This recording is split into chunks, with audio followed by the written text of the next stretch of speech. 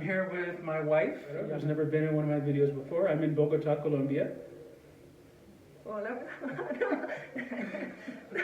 Last video, I showed the basic lock flow for beginners, right? 5 locks. So it was number 1, Z-lock, turning leaf, fingers, corkscrew, and gooseneck. So in the flow, we normally start off the wrist grab, but it doesn't have to be that way. It could just as easily be the shirt. I can put it on from here just as easily. And then for the flow, peel it off. In real life, I would never peel it off, correct? If I wanted to put on the Z-lock from here, I would just hit it from here.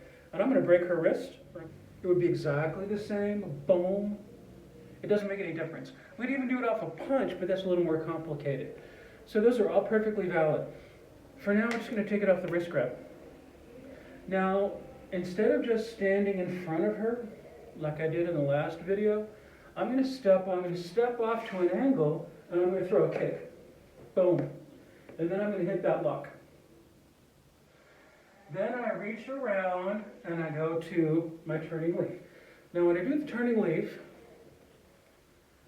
I'm gonna have my hand on the back of her hand, and I'm actually have my hand over my own thumb. Some people think that's weird, but that's how I do it. I could use my forearm. I could even use my elbow, but I like to use my hand because the next lock in the flow, I'm gonna slide up and grab the fingers and turn them. So I like to use my hand. And there's also an elbow strike right here. Boom, as I'm putting that on, I've got a strike right there.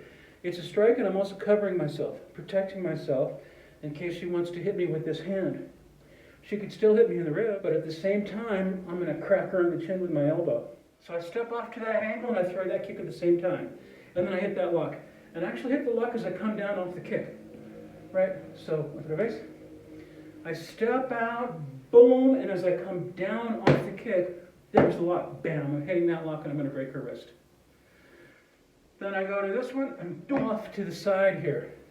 As I'm throwing this, I'm off to the side. I'm not standing right in front of her. So we're just getting into a little more like fine details about the practicality of the locks. Now from here, I'm gonna slide up, grab the fingers and make a small circle. Not a big circle, because there's no discomfort there for her. So we're gonna slide up the fingers and make a small, tight circle because it hurts more. And boom, we're gonna throw a shot right into the ribs there. Bam. But I create this arch, this opening for me to throw that shot. Boom. Then I come around to the other side of the hand. So here, boom, I come around to the other side of the hand. And now I've got my corkscrew lock. Corkscrew lock can be applied in many different ways. I can take it to her face and hit her in the face with it, and then drive it horizontally, which sends her onto her back. I can push the elbow up and then bring it down, turning her and plant it in her upper part of her ribs here, which would be very painful. I could take it here and pull it through here.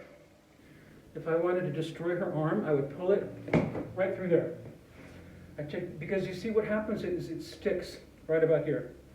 It doesn't want to go any further because everything's locked up. So if I take a big step, boom, and pull it through here, everything breaks. I could crank it, twist it hard, and throw it down this way, like a diagonal cut with a sword. Right, so I could crank that and boom, use it as a throw. I could take it and step back, way back behind her, pull it down to the ground. And then she's going to fall backward in a really uncomfortable and awkward position. For the flow, I just take it and put it on her ribs, but I'm going to go nice and easy here because it's really painful. I'm not going to go hard. And then the hit would be on the shoulder here. So I'm going to take this, I'm going to turn it so that her palm is on her ribs. And as I pull a little bit on the hand toward me, I'm going to take the shoulder this way. Boom! And that's a dislocation of the shoulder. Then I control this elbow. I bring it to my chest. I let the lock slip.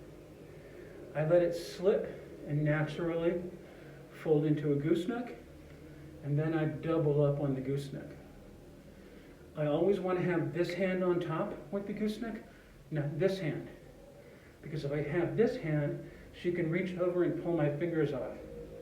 So I like to have this one on. The elbow is planted in the chest. The angle can be anywhere from here to here. But you don't want it here because she can just pull her elbow down and she's out. And you don't want to let it slip all the way up into your throat, although you can still make it work. Right here would be ideal. And that's it. So that's our basic flow with intervening strikes.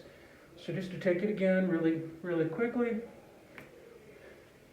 Kick, elbow, strike, shoulder.